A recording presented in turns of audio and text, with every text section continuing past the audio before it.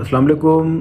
Sargodha university का result master level का कब आएगा? बहुत सारे स्टूडेंट काफ़ी देर से वेट कर रहे हैं और उन तमाम स्टूडेंट को ये मैं अब अल्टीमेटम देता चलूँ कि अब आप लोगों की ही बारी है, क्योंकि सरगोदा यूनिवर्सिटी का एडीपी का रिज़ल्ट भी आ गया हुआ है, पंजाब यूनिवर्सिटी का भी आ गया हुआ है।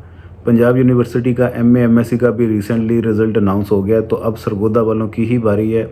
बहुत जल्द इनका भी रिज़ल्ट अनाउंस हो जाएगा और ईद से पहले पहले आपका रिज़ल्ट डिक्लेयर हो जाएगा, मुझे ऐसा ही लग रहा है। एग्ज़ाम्स इनके कब होंगे? मई में आपके एग्ज़ाम्स भी एक्सपेक्टेड हैं।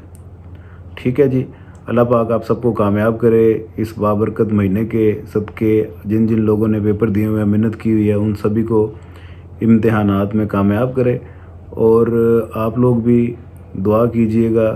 आज चूँकि इबादत की रात भी है, कल 27वां रोज़ा है और आखिरी जुमा भी है, तो इस ख़ास दिन की बदौलत आप लोग लाजमी ये प्रे करें कि आप लोग इस इम्तिहान में लाजमी क्लियर हो जाएं, क्योंकि आपको पता है कि एचईसी ने आगे पाबंदी लगाई हुई है। प्राइवेट एमए वैसे ही बैन किया हुआ है और इसके आगे चांसेस भी कोई नहीं है। तो जिन लोगों ने भी ये पेपर दिए हुए हैं, उन सभी के पास गोल्डन चांस है इसको अवेल करने का। इस मौके को आपने वेस्ट कभी भी नहीं करना। तो अगर तो क्लियर हो जाता है आपका ये मास्टर, बहुत अच्छी बात है। किसी वजह से किसी एक आधे सब्जेक्ट में सप्ली आ जाती है और उसके पास आगे फर्दर चांस है, तो उसने परेशान नहीं होना। फौरी तौर पे इसकी तैयारी स्टार्ट करके दोबारा आपने पेपर अपने वो दे देने हैं।